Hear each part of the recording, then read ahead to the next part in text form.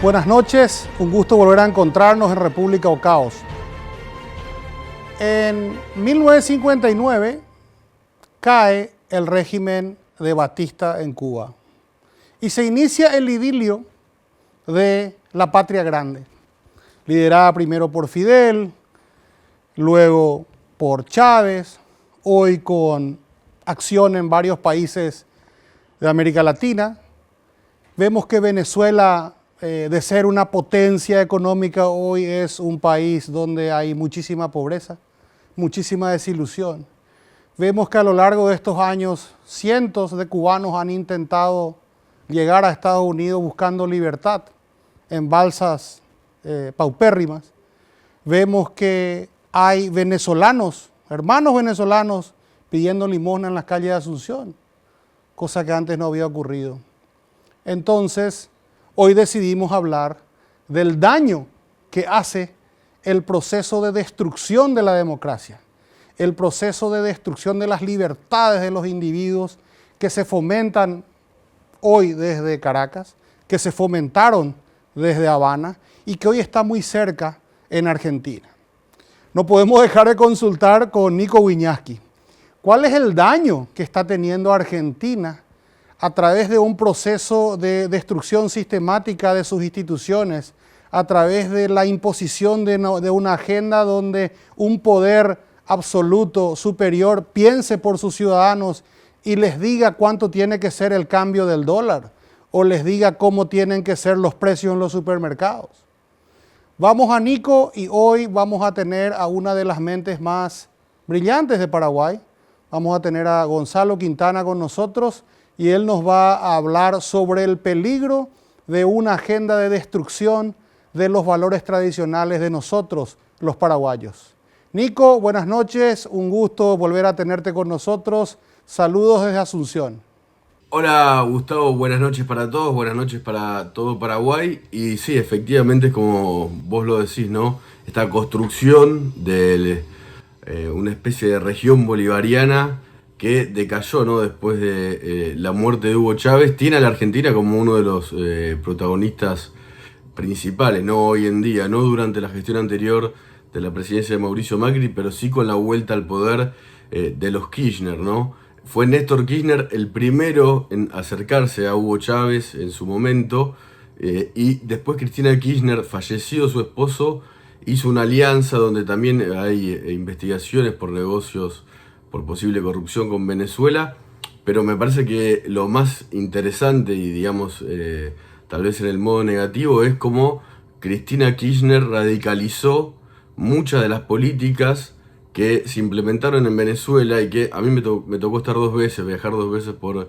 temas periodísticos allá, y en algún momento nosotros habíamos hecho un informe sobre cómo en Venezuela, por ejemplo, había cepo o un bloqueo a la compra de dólares, algo que en la Argentina parecía en aquel momento, 2013, 2014, increíble.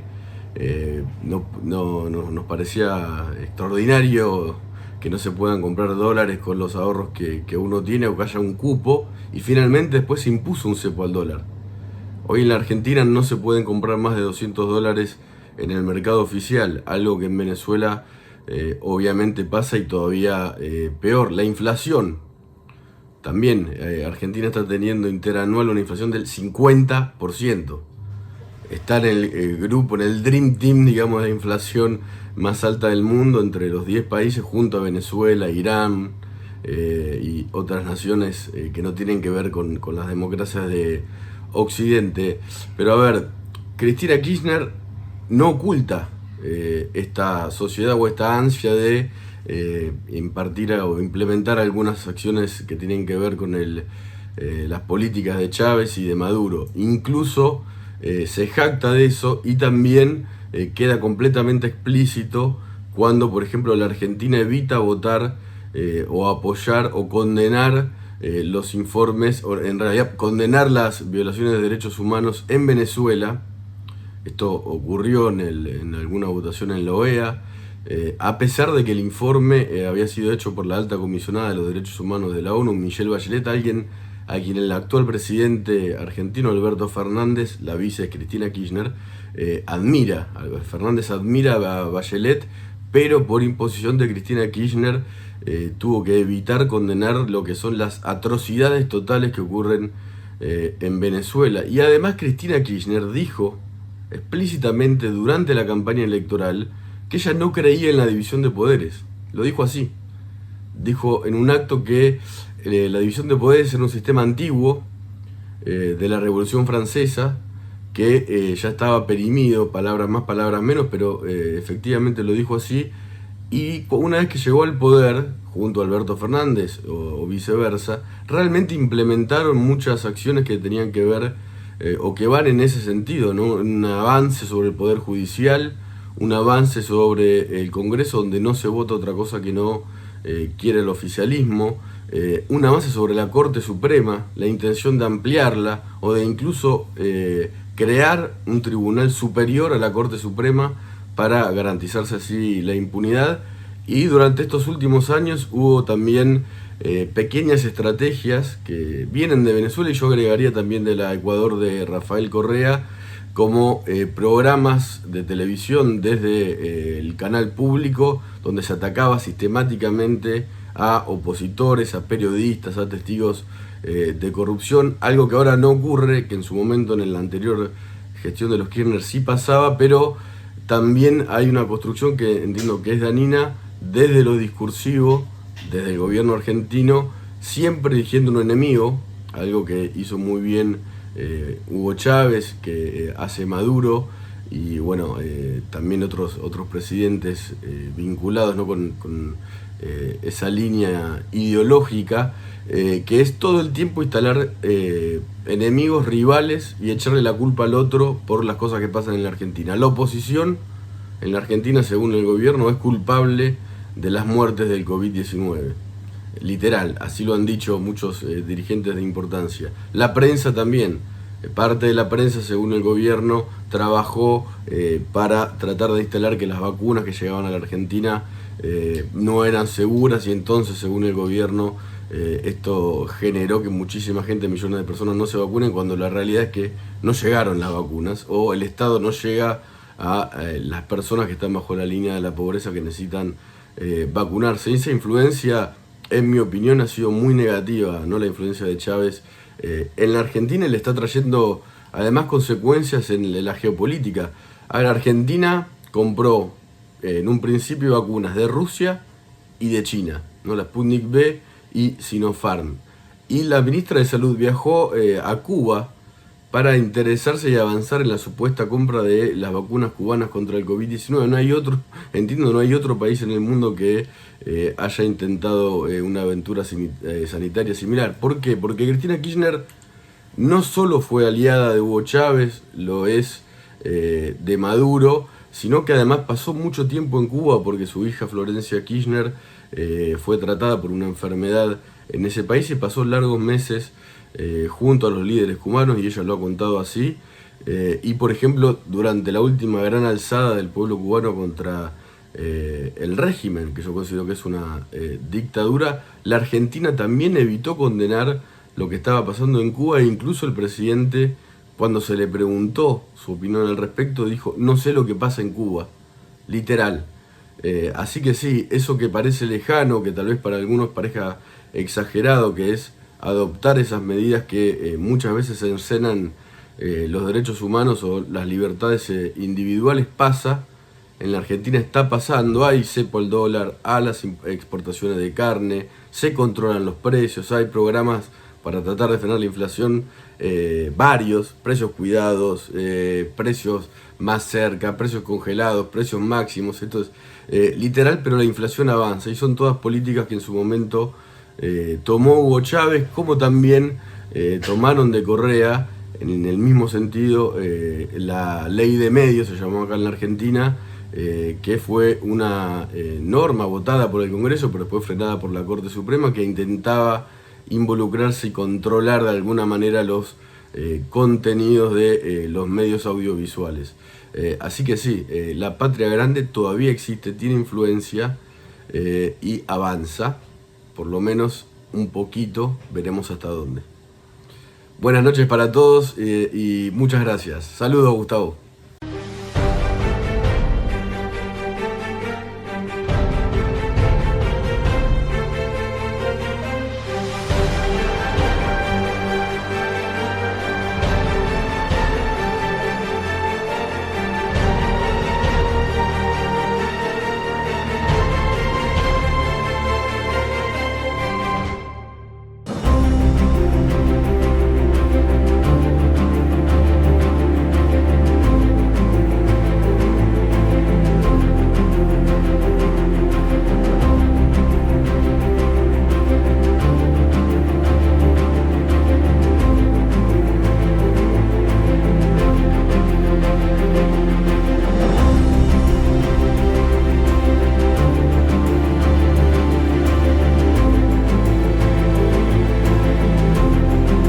Recibimos al invitado de esta noche, a Gonzalo Quintana. Él fue senador. Él es, para mí, uno de los intelectuales más brillantes que tiene el Paraguay. Gonzalo, qué gusto tenerte. Gracias. Hola, Gustavo. Muchas gracias. Tanto tiempo. ¿Verdad? Un concepto inmerecido, pero te agradezco tu generosidad. Y acá la ventaja de ser conductor es que voy a emitir los conceptos y generalmente los perros cuando les gusta no dicen nada y cuando no les gusta te responden.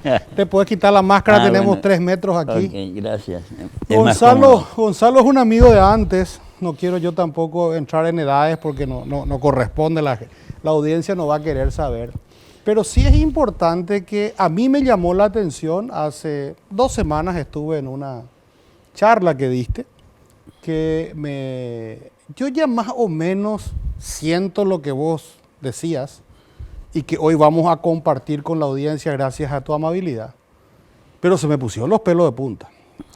Yo decía, ¿por qué Gonzalo, que estaba desaparecido del éter, ya chupé, imagino que a propósito, ahora sale con algo tan contundente y tan fuerte?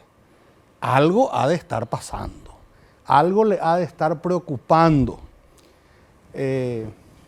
La charla se basó en las similaridades del proceso de destrucción institucional de Paraguay, siguiendo lo que ocurrió en Venezuela.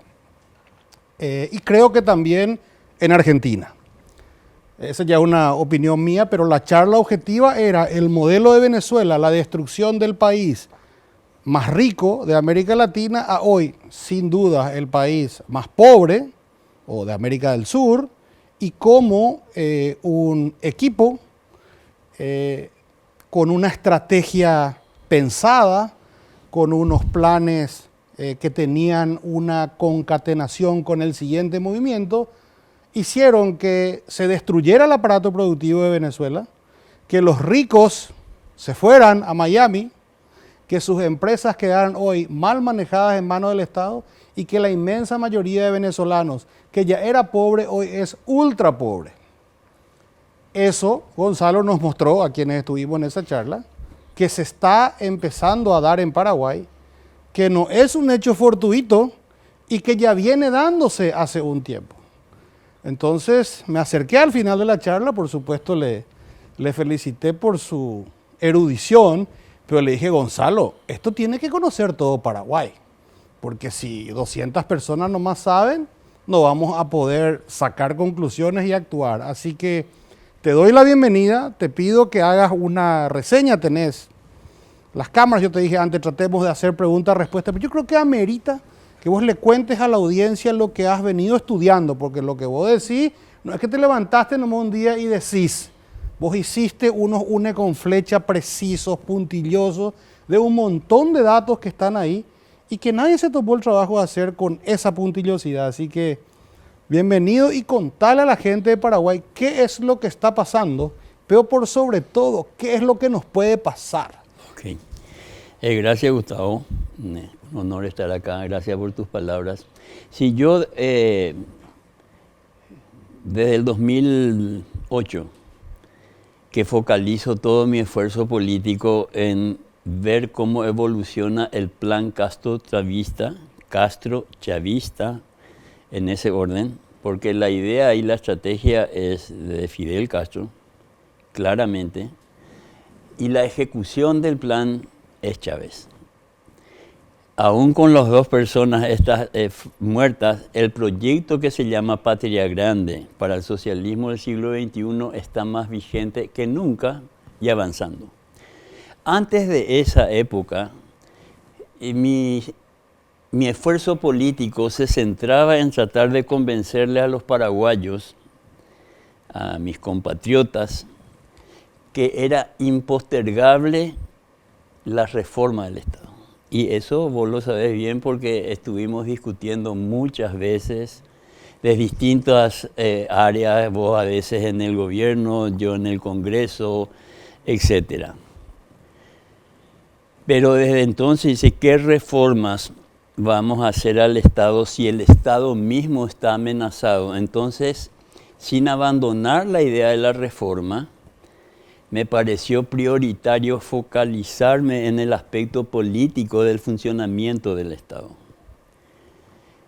Y ahí visto que ahí había dos amenazas.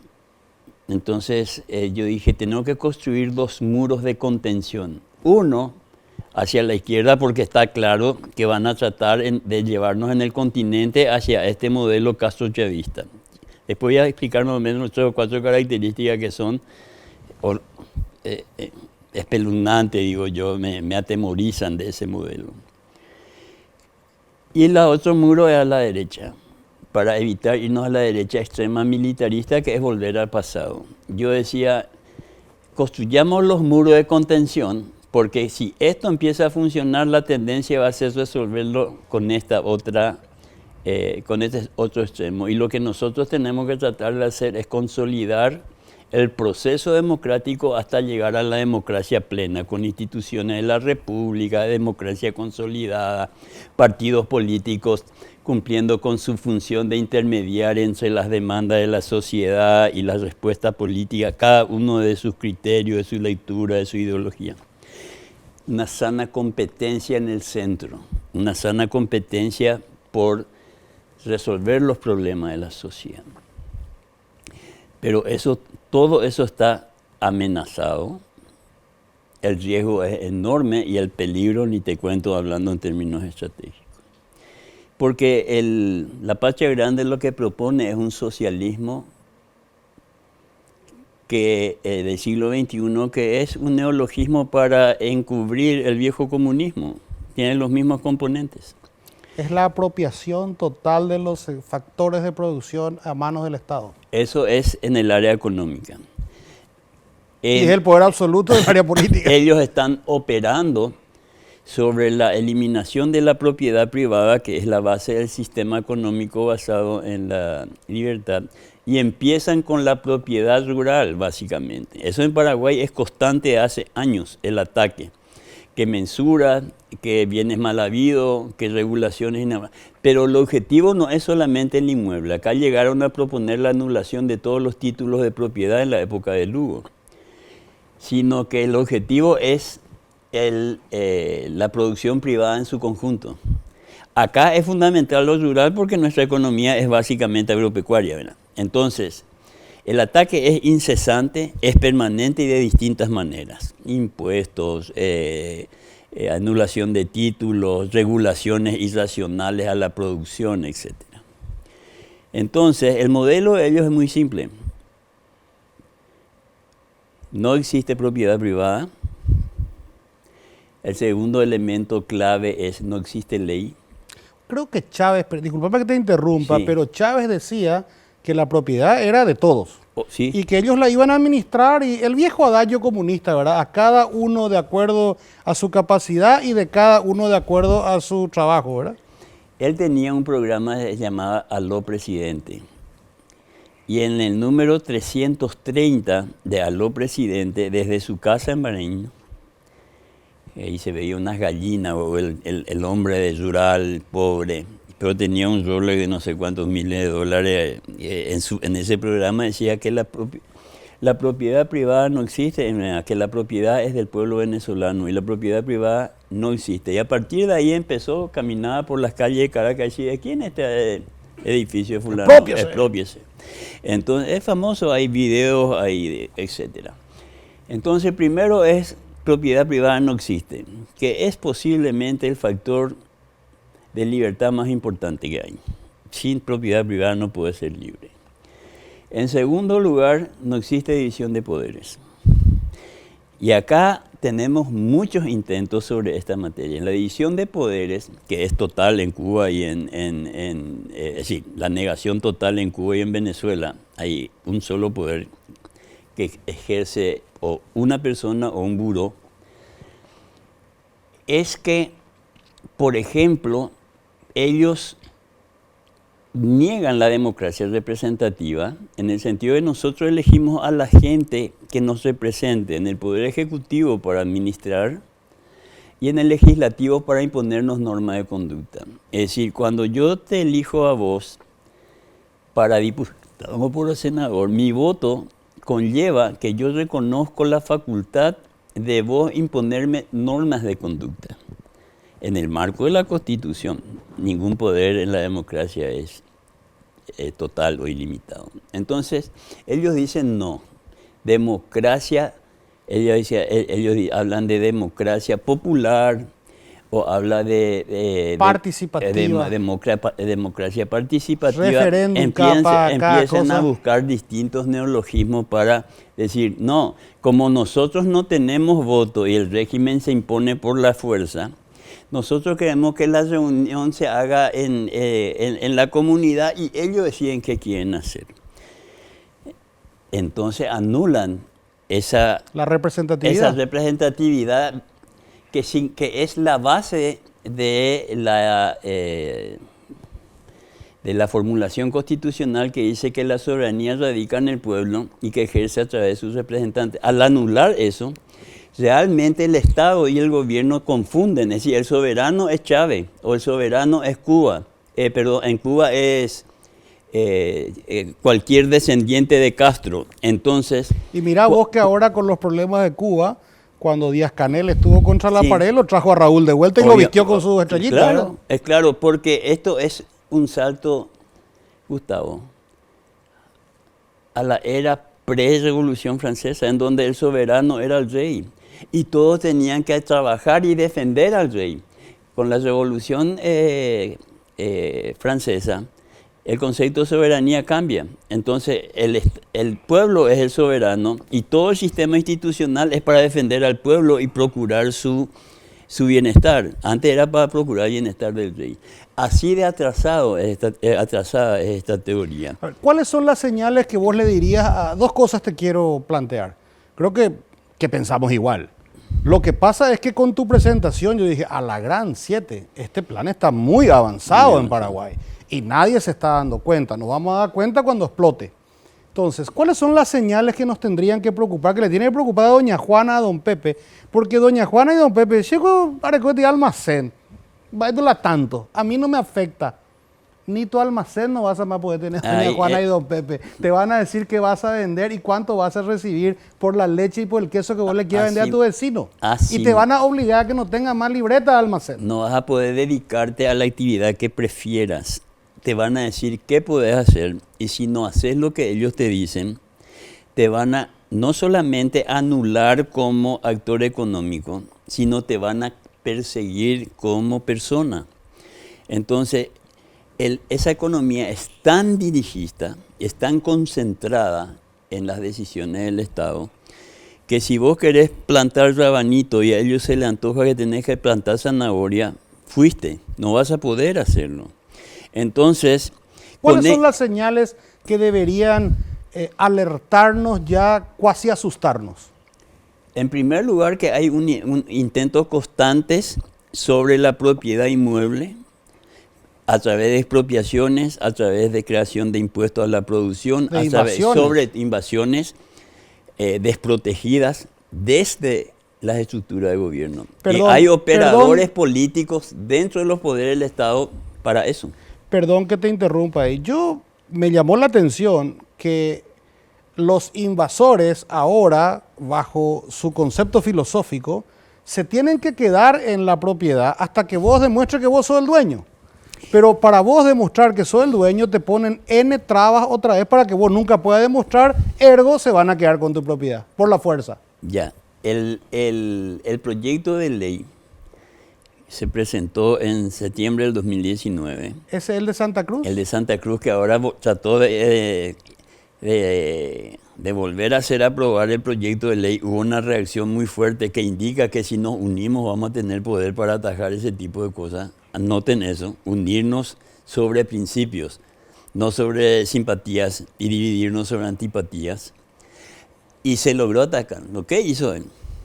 Agarró y anunció que iba a retirar para estudiar mejor y hacerle algunos detalles para volver. Ese acuerdo, ese proyecto de ley rechazado entonces, se convirtió en un acuerdo que yo le llamo el Plan Cachito. Un plan que fue diseñado en un almuerzo en lo de Lugo, con la presencia de la senadora Lilian Samaniego. Lilian Samaniego. Ahí empezó el plan Cachito, en donde dijeron, esta es la agenda legislativa y esto es lo que nosotros reclamamos para hacer posible construir una mayoría para llevarle a Cachito Salomón de presidente. Esas construcciones de mayoría en el Congreso, en diputados, en senadores, es normal, variopinto, de azules, rojos, medio verde, lo que sea. Normal, porque se trata solamente de ocupar espacios en el poder legislativo. En este caso es muchísimo más grave y ese es el indicador más importante, porque públicamente Sixto Pereira dice que esa mesa directiva está constituida en base a una agenda legislativa. Y la agenda legislativa desde mi época ya era proteger a los invasores, amenazar a policías y generales con no ascenderlos si es que intervenían cumpliendo con sus funciones, etc. Es decir, el foco sobre el debilitamiento del derecho a la propiedad privada es permanente y hoy pactada. Eso es alarmante. Pero es la continuación de aquella intención que se dio en el seno del Congreso en una reunión en la que el ministro del Interior, en ese entonces Euclides Acevedo, acepta por el Ejecutivo de que no va a haber desalojos sin antes haber agotado que el dueño de la tierra tiene que probar. Entonces, quiere decir que cualquiera va a poder invadir. Por eso te decía, ese pacto de octubre del 2020 es consecuencia del rechazo del proyecto de ley. Trataron de viabilizar por la vía del pacto. Y ahí se muestra claramente el tema político de fondo. Y vos me decís, Signo, y te iba a decir eso. La otra, cuando te dije que no hay división de poder en el régimen castrochavista, ese documento firmado por Salomón, por Euclides y por los dirigentes campesinos que año a año vienen a llevarse su plata de acá, consistía en anular la división de poderes. Le impedía al Poder Ejecutivo proteger los bienes jurídicos de las personas, impedía que el Poder Judicial funcione para proteger los derechos que están. Vos por 6 meses estabas mandando a los invasores. Y si no había sentencia, se quedaban los invasores. Es decir, generaban un premio al ladrón. Entonces, en vez de sancionarlos y marginarlos como hace el derecho penal, lo que se hace es robar y en 6 meses te hago propiedad de lo que robaste. Esos son los signos evidentes, clarísimos. No pueden ejecutarlo y no pueden todavía, pero van a seguir insistiendo y anuncia que van a seguir insistiendo. ¿Cómo los ves?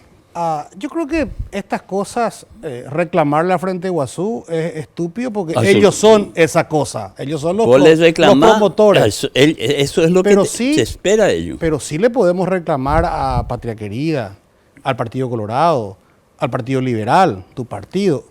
¿Cómo vos ves el actuar orgánico de los partidos? No digo de los diputados y senadores electos por ese partido, sino los partidos per se, los liderazgos partidarios, para mi gusto, fuera de una bancada en el Partido Colorado, que es Honor Colorado, que ha sido hasta criticada porque demasiado rápido se puso en contra, ya supe.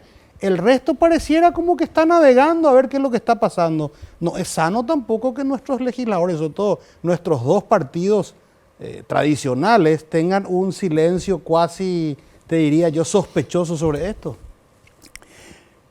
Vos me hablás de algo que yo creo que no existe. Yo no creo que en el Paraguay hoy en día exista en el sentido técnico y político la palabra partidos políticos. Hoy hay un escenario de disputas de movimientos internos. Ese rol de orientación, de plantear cosas, de conocer los problemas y plantear, ordenar el proceso de respuesta a esos reclamos, no cumplen los partidos políticos. Es muy difícil ver eso. Pero entonces es que le viene al pelo a esta agenda. Yo te diría más que es una arena movediza. Cuando más se mueven... Se lo va a comer yo mismo. Se desprestigian más y se hunden. Lo que nosotros necesitamos, Gustavo, cuando el Partido Liberal Radical Auténtico, después de una trayectoria de pérdida gradual del liberalismo filosófico y económico, se fue izquierdizando, por decirlo así, Yo ya decidí que tenía que dejar de representar a ese partido y renuncié a mi jubilación como parlamentario y salí. Cuando el partido en una convención le designa a Lugo su candidato, renuncié al partido. Desde 2009 yo no soy del PLRA. Porque soy demasiado liberal para aceptar que no se haga elecciones para elegir candidato y que se elija al peor enemigo del liberalismo. Eso espiritual, intelectualmente me fue insoportable y renuncié. Entonces, sin embargo, a pesar de haber renunciado al partido, yo creo que el esfuerzo político tiene que ser recuperar a los dos partidos tradicionales, protagonistas importantes de la transición, para la transición. Yo creo que hay que pactar algunas cuestiones, los americanos le llaman cuestiones bipartidistas. Vamos a consolidar el proceso, vamos a proyectar y va a haber temas que no son negociables.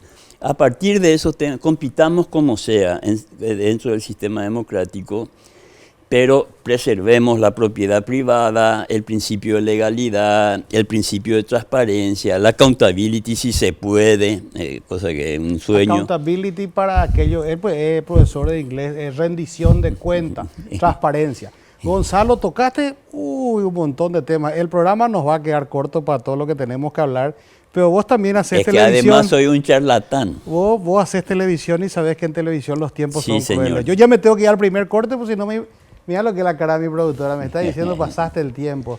Pero yo antes de irnos al corte les tengo que invitar a nuestros televidentes a probar la nueva All New Rexton. Toda nueva Rexton, totalmente nueva, lujosísima, fuerte, potente. Es la mejor SUV del mercado, sin duda, 4x4. Y hay que experimentarla. Llamen al número que aparece en el Zócalo, marquen su agenda para ir a probarla y van a quedar enamorados. Vamos a un corte y volvemos a República o Caos con Gonzalo Quintana.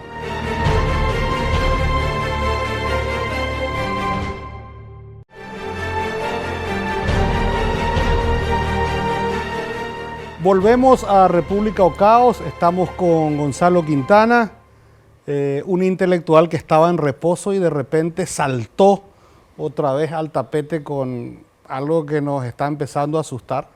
Antes de preguntarle a Gonzalo, bueno, ¿y qué vamos a hacer? Porque está muy de terror esta película. Le tengo que recordar a nuestros televidentes que en Nueva Italia hay un country espectacular que se llama Ecovita, que tiene unos lugares paradisíacos para que usted pueda construir su casa de fin de semana o vivir ahí. Tiene actividades al aire libre, más de 70. Tiene una laguna gigante para deportes náuticos. Tiene un restaurante espectacular para que usted, señora, no tenga que ir a cocinar si se va a ir los fines de semana. Y tiene actividades para todos los miembros de la familia. Ecovita es un paraíso natural hermoso en Nueva Italia. Abajo en el Zócalo van a ver los números a donde usted puede llamar y agendar una visita y enamorarse de un Paraguay espectacular. Volvemos a Gonzalo. Gonzalo, nos asustaste. Tenemos claro que hay un plan. Tenemos claro que hay una hipocresía tremenda entre los ejecutores del plan. Tenemos claro, yo por lo menos tengo claro que hay una cierta simpatía, no sé si filosófica o alquilada, de grandes exponentes de los medios de comunicación que no están preocupados. Entonces, ¿qué hacemos bajo todo este concepto? Como que los que queremos la preservación del Estado de Derecho, de la propiedad privada, de la libertad para emprender, de la libertad de mercado en el Paraguay, estamos bajo fuego.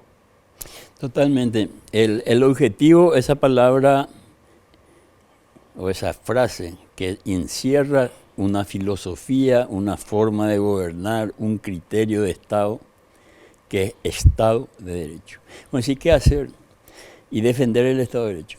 Porque lo que ellos quieren es aniquilar el Estado de Derecho, porque entonces tu vida depende de la decisión que ellos tomen. El Estado de Derecho te garantiza que vos puedas hacer y dedicarte a la liquididad libre de tu preferencia.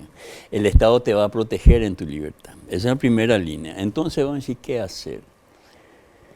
Y yo te diría que si querés vivir en un Estado de Derecho, que es institucionalidad republicana y sistema de gobierno democrático, tenemos que hacer un plan de defensa del sistema, del Estado de Derecho. Porque como bien lo dijiste, estos otros tienen un Estado para aniquilar el Estado de Derecho. Y frente a eso, ¿qué tenemos hoy? Especulación electoral. Nosotros necesitamos tener un plan que se compita, que tiene que incluir al sector empresario, que tiene que convencerse que para hacer más y mejores negocios necesita un ambiente de libertad y necesita una seguridad jurídica que solamente la democracia le puede dar.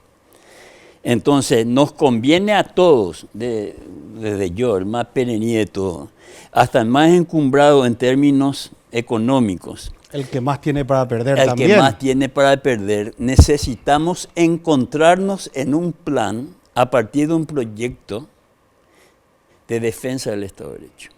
El que se abstiene, no pierdas ya tiempo, porque es muy evidente lo que está pasando y es muy evidente la proyección y a dónde vamos a parar. Hay ejemplos en toda América Latina de qué pasa, que te hacen, que te confiscan los dólares, que te pagan el valor que se le antoja al gobierno del precio del dólar y vos tenés que, etcétera, etcétera.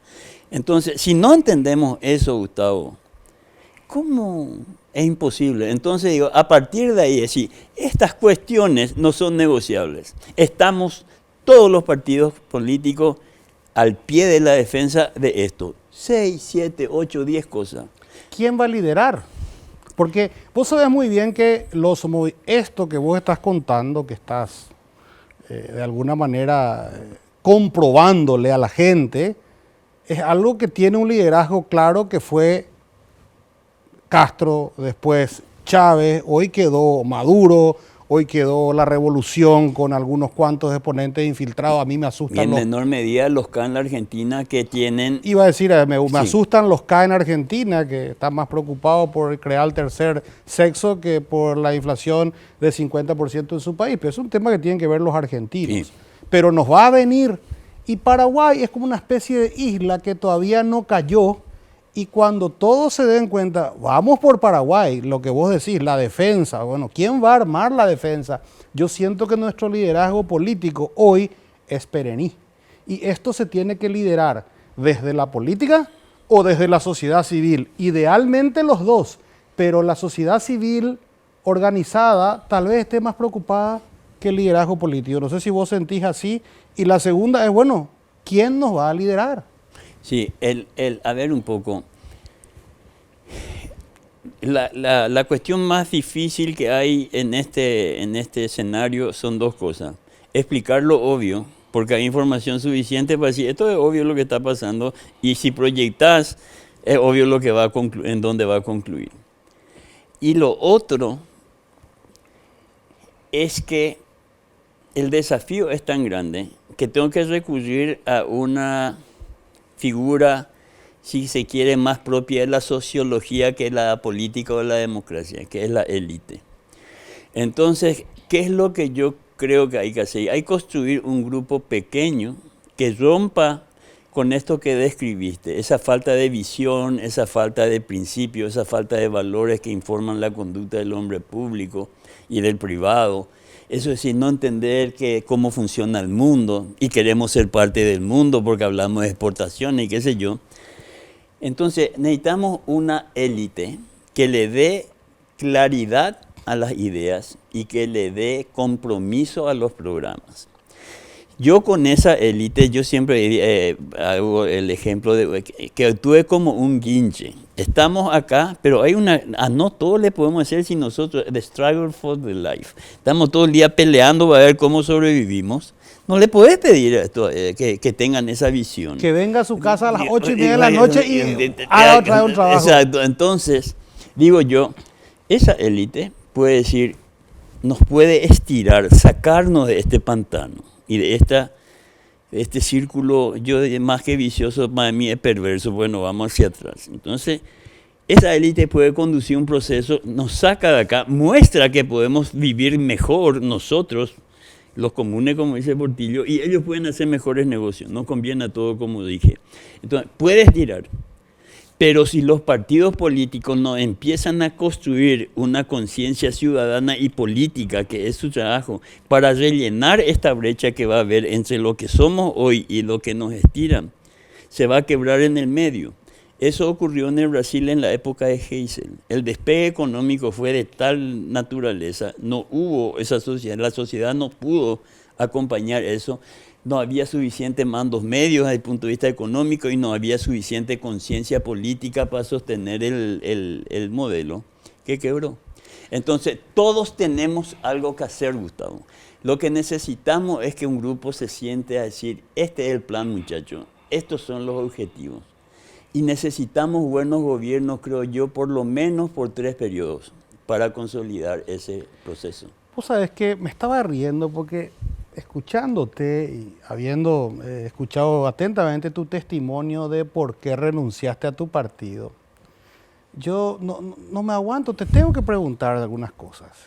Efraín Alegre, según tu concepto, ¿es zurdoide por convicción o por conveniencia? Es zurdoide por influencia lainista. Él es producto. Él vino a hablarme varias veces acá. Si te voy a acompañar si va a estar dispuesto a transformar el partido. Porque tu origen para mí no es bueno. Tu origen, vos entraste al partido como dirigente juvenil de la mano de Wagner, que a la vez era el que operaba en la juventud por instrucciones de Laino. ¿Yeah? Yo no estoy en contra de la izquierda democrática. Centro-izquierda y centro-derecha es un mecanismo que interactuando puede beneficiar a la sociedad, pues puede darle mejor respuesta a algunos problemas y otros problemas. A mí me gusta esa competencia. Como la economía conviene la competencia para el consumidor, para el ciudadano una competencia sana en la política también es beneficiosa. Yo no sé cuán convencido está o cuán adherido está pero evidentemente tiene buen olfato para ver qué le conviene. Es que el populismo pues, es demasiado efectivo en términos electorales. Así mismo. A él no le funcionó porque ya perdió 2 elecciones, pero pareciera que no renuncia a una tercera intención. Y yo siento que lo que hay hoy ahí, sin estructurarse, a mí no me molesta la izquierda democrática, como vos mismo decís, cuando te dicen, este es mi programa. Y mi programa se basa sobre las instituciones, sobre el Estado de Derecho. Quiero más impuestos para esto. Quiero un sistema de salud que se base en esto para esto. Pero la izquierda democrática española no se le ocurre tocar el tema de la propiedad privada, por ejemplo. Entonces, estamos por ahí. Salvo algunas concesiones que Sánchez le tuvo que hacer a Iglesias. Menos mal que Iglesias ya perdió lo suficiente y tuvo que rajarse. Ese es otro tema. Sí. En España, en Estados, en las democracias consolidadas, el que pierde 1 o 2 elecciones ya se va. Pareciera que nosotros insistimos con los mismos de siempre y estábamos con un ñembo vaca sagrada que a la larga no nos van a llevar a nada. Porque la política en el Paraguay es exclusiva y excluyentemente electoralista. Lo político no existe. Es decir, la política está vaciada de lo político. Porque si vos y yo y todos los que estamos acá coincidimos en lo que hay que hacer por el país, si vos sos presidente, cumplís tu función, tenés un desgaste, lo que nos conviene a todos es que venga otro que va a continuar con tu trabajo y no someternos a un liderazgo que está en retroceso o que perdió fuerza o que ya no va a poder hacer.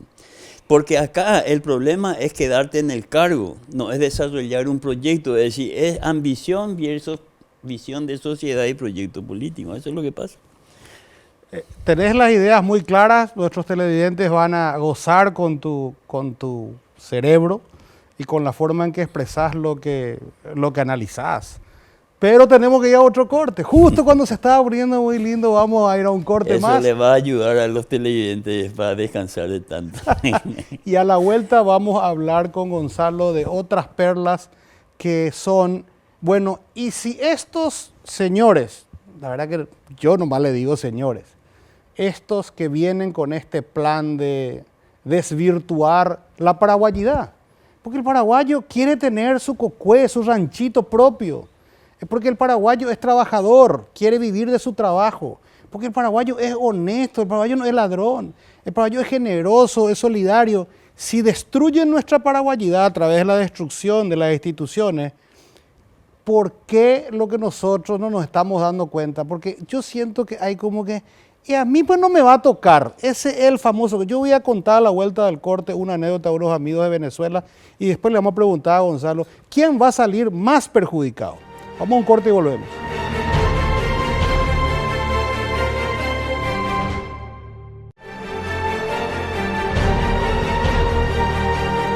Volvemos a República o Caos, estamos con Gonzalo Quintana. Sabes, Gonzalo, que yo tengo discusiones, así como seguramente vos, sobre las bondades del sistema del totalitarismo de Estado que te diga qué es lo que es bueno para vos. Y siempre le digo a mis amigos, ¿por qué cientos de cubanos arriesgaron, siguen arriesgando su vida para meterse en una balsa y irse a Miami? ¿Y por qué ninguno de Miami hace lo mismo para venir a Cuba? Primera cosa. Y segunda, tengo muchos amigos venezolanos que eran mega ricos en Venezuela. Hoy viven en lindos departamentos en Miami, tienen su propio negocio y te dicen, yo perdí todo, tenía una estancia, tenía una fábrica, llegué a tener 1000 empleados, vivía muy bien, hoy esos empleados no tienen trabajo, están mendigando por las calles de Caracas. Fue una cosa perder. La otra vez le atajé a un chico que estaba en la calle y estaba pidiendo limosna, lastimosamente. Le digo, ¿dónde sos? De Venezuela, me dice. ¿Y qué haces aquí? Y vine corriendo, allá no hay nada, allá no hay ni trabajo. Entonces, ¿qué es lo que va a perder Paraguay si se impone esta agenda? Está en juego nuestra... La verdad que si esta agenda se impone, nosotros no vamos a recuperar Paraguay por los próximos 50 años. Va a ser fatal en todos los sentidos. Pero contarle vos a la gente que ya recorriste el mundo, que ya viste y que estudiaste, ¿qué es lo que está en juego aquí? Miren, yo creo lo que está en juego, sobre todo, es la oportunidad. Me estaba riendo porque yo suelo concluir mi charla con yo soy Frank Sinatra, por eso defiendo la libertad, que yo vivía a mi manera. Entonces, lo que vamos a perder es esa posibilidad de ser lo que vos querés ser. Y esa es la función de un gobierno que administra bien el Estado, ofrecer la oportunidad al que quiere tocar guitarra, al que quiere ilustrar zapatos, etc. ¿Qué les va a pasar al que no... El que pretende vivir como sugieren los cubanos, los venezolanos, la teoría del socialismo del siglo XXI? Y lo que va a pasar es, también vos lo dijiste, vas a estar en una situación de no-win situation. No, nadie puede ganar. Porque el problema del que tiene plata es que va a tener menos plata, va a hacer menos negocio, pero va a vivir muy bien en donde elija. A mí más de una vez, amigos míos me dijeron, yo tengo suficiente dinero para vivir donde quiera y mis hijos también.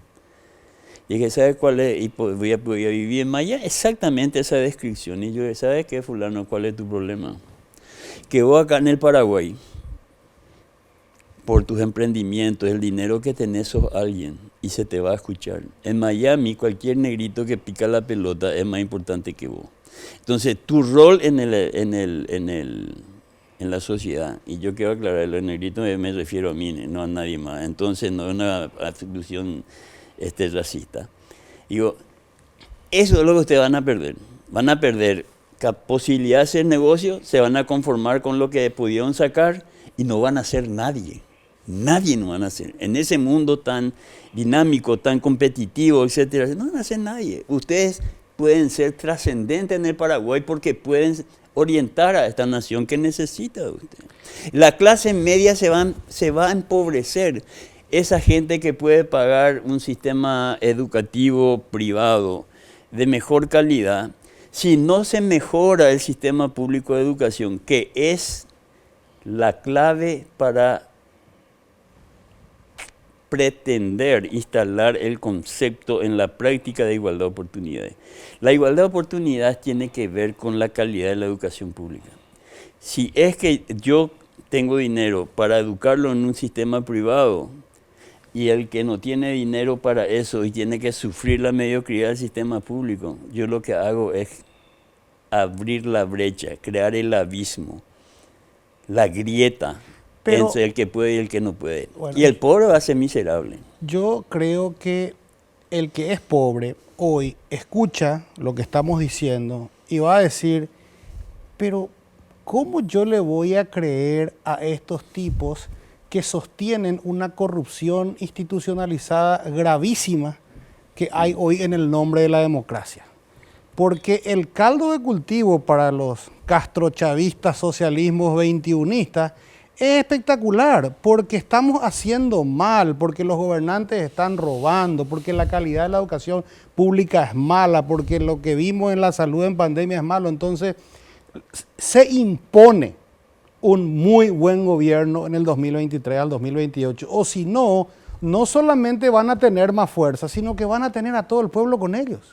Vamos a tener que ir a un corte y en las conclusiones te voy a dejar para que vos elabores cuáles son las cosas que ya no podemos volver a cometer, los errores que no podemos volver como sociedad organizada y qué es lo que va a pasar. Ya lo dijiste, el rico va a perder y va a ser un don nadie y el pobre va a ser muy pobre. Vamos al último corte y volvemos a República o Caos.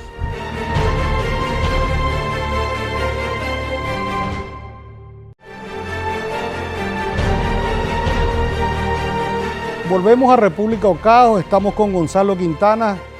Se nos fue la noche demasiado rápido, pero me quedaron algunas conclusiones, Gonzalo.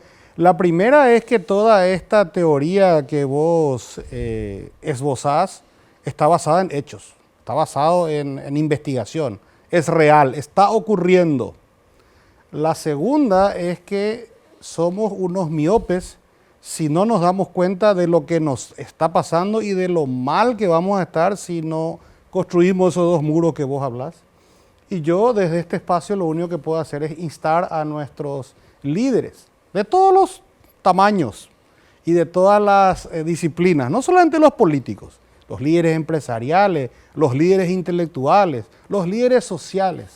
Sean honestos, seamos honestos con nosotros mismos y forcemos un mejor sistema democrático. No forcemos una destrucción del sistema democrático en la utopía de lo que no funcionó en ningún lugar del mundo y de lo que está sumiendo a Venezuela y a Argentina en una pobreza y en una desilusión tremenda para sus ciudadanos. Gonzalo, tu visita fue un susto y luego una bocanada de aire para decir, bueno, tenemos tiempo todavía, pero el reloj de tic, tic, tic, tic, tic. Te dejo con las pantallas, te dejo con la ciudadanía, tus conclusiones finales. Y gracias por venir y estoy convencido que no va a ser la primera y última, va a ser la primera de una larga serie de charlas que necesitamos tener contigo. Yo absolutamente agradecido por la invitación, absolutamente dispuesto a compartir contigo las veces que me convoques. Supongo que no lo vas a hacer si es que vas a perder audiencia, así que eso está a tu cargo. Pero yo te diría,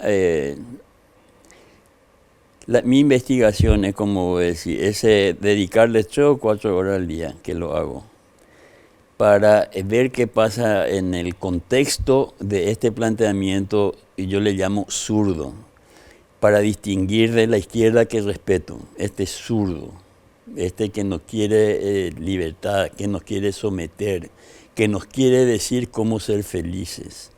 Porque ese es el derecho más importante siempre. El derecho más importante que tenemos los seres humanos es el derecho a ser feliz. Y ahí le agrego lo de Frank Sinatra, pero a mi manera, no me diga cómo voy a ser feliz. Entonces, digo, la investigación me lleva a comprobar procesos, a comprobar trayectorias. ¿Qué es una trayectoria? La trayectoria es un punto que se mueve en un plano y que uniendo esos puntos podés predecir el final. Por eso, al estudiar la trayectoria del cometa Halley, te pueden decir qué va a pasar en X años. ¿Cuándo va a aparecer? Esto en política es igual. Entonces yo digo, no solamente hay comprobaciones, sino que el que no quiere dedicarse demasiado para ese tipo de comprobaciones, hay señales. Un amigo militar me decía, en estrategia no hay sorpresas. Hay señales no captadas o señales mal interpretadas. Yo creo que vivimos en una sociedad en donde la gente no tiene mucho tiempo de hacer esas observaciones, pero tenemos una dirigencia en el ámbito político y en el sector, vamos a llamarle privado, que no está captando las señales o que las están malinterpretando. Y la malinterpretación, esa no captar puede ser, en esos dos juegos de captaciones de señales, puede ser, uno es porque no tienen capacidades y tal. Entonces yo siempre digo, no le vaya a condenar al ciego porque no lee. Un imbécil no puede. Hay otros que actúan en un marco de necedad, que niega la realidad. Niegan las señales, no existe, este es por otras cosas. Eso es porque es necio. Y algunos en el grado superior, más peligroso, que niegan las señales por cobardía, tienen miedo a enfrentar la realidad. Y yo soy un paciente oncológico, Gustavo. Ya tengo 2 operaciones. ¿Y por qué estoy tan bien, me siento fuerte? Porque enfrenté el problema y resolví el problema, como la ciencia o la técnica me pone a disposición. No puedo ignorar lo que puedo tener de bienestar si hago bien las cosas, si me comprometo con un proyecto. Yo soy irresponsablemente optimista. Hay pocos datos para ser optimista, pero creo que vamos a tener, por esas virtudes que describiste del paraguayo, vamos a tener capacidad de reaccionar. Yo creo que hay una especie de lacra, de herrumbre sobre esas virtudes del paraguayo. El paraguayo respeta al trabajador. Sin embargo, estos tipos vienen y lo que hacen al impedirnos transitar por las rutas o por la calle de Asunción es despreciar el valor del trabajo. Cuando invaden las propiedades privadas y los cultivos, desprecian el trabajo. Nuestra cultura es de respeto hacia el trabajador. Entonces, es cuestión de sacarle el herrumbre que poner y va a volver a brillar el pueblo. Necesitamos esa gente que haga ese... Necesitamos liderazgos, nuevos liderazgos. No sé si nuevos liderazgos, pero sí, liderazgos carismáticos, fuertes, honestos. Gente a la que la gente le quiera seguir. Se nos fue la noche, gracias a nuestros auspiciantes, gracias a nuestros invitados, gracias a este maravilloso equipo que tenemos y por supuesto a C9N. Hasta luego y que Dios nos bendiga a todos.